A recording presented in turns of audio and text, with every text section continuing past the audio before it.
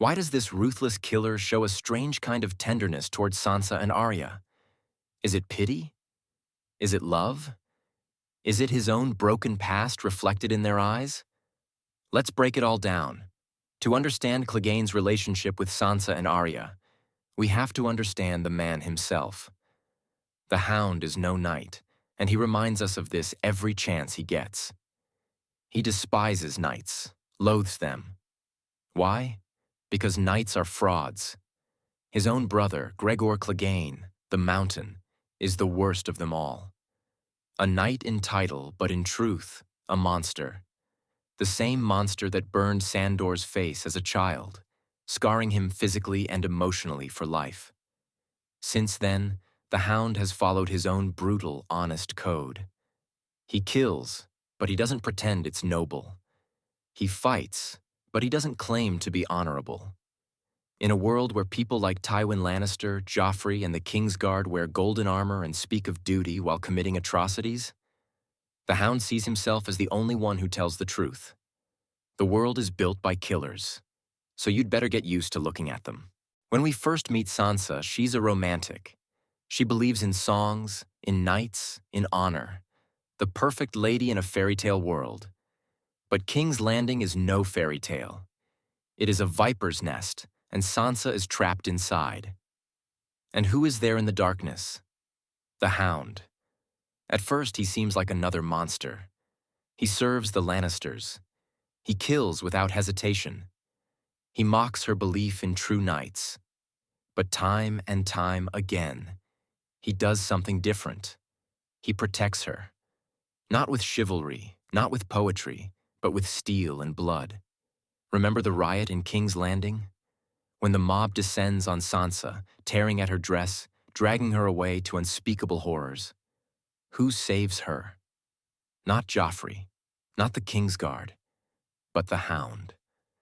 Without hesitation, he cuts down her attackers and carries her to safety. Not for a reward, not for thanks. He does it because deep down, he is not the monster she fears. He is the knight she dreams of, but one who doesn't believe in his own goodness. And then, the Blackwater, the night when fire consumes the city. Sandor Clegane, the fearless warrior, finally meets his greatest fear, flames. He breaks, he deserts, and before he leaves, he goes to Sansa. Offers to take her away, offers to be her protector, not with sweet words, but with truth. I'll keep you safe. But she refuses. Sansa still clings to the idea that King's Landing will not break her. If Sansa is a dreamer, Arya is a fighter. And unlike Sansa, Arya doesn't fear the Hound. She hates him. When he kidnaps her after the Red Wedding, she wants him dead.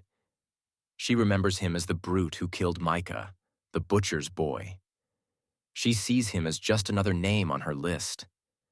And the Hound? He doesn't care. He drags her through the wasteland, claiming he's just here for ransom, nothing more. But something shifts.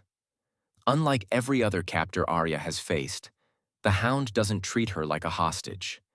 He treats her like a person. More than that, he teaches her, he feeds her, he keeps her alive. And when danger comes, he fights for her, again and again. By the time they reach the Vale, Arya sees him differently. He is still brutal, still violent, but he is something she has never had before. A teacher, a protector, even if he won't admit it. When Brienne defeats him, he is dying, bleeding out on the mountainside. He tells Arya to kill him, to cross his name off her list. But she doesn't. Not because she hates him, but because she respects him. Because she has learned from him.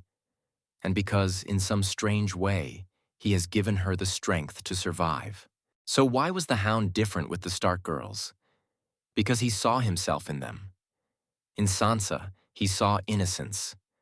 Something he never had, something he could never save, but something he wished to protect.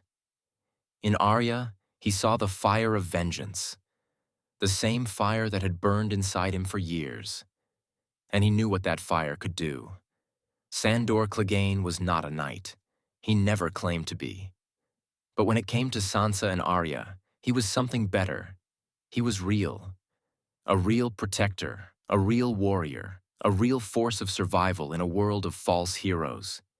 He didn't give them songs or dreams. He gave them the truth. He gave them the strength to stand, to fight, to survive.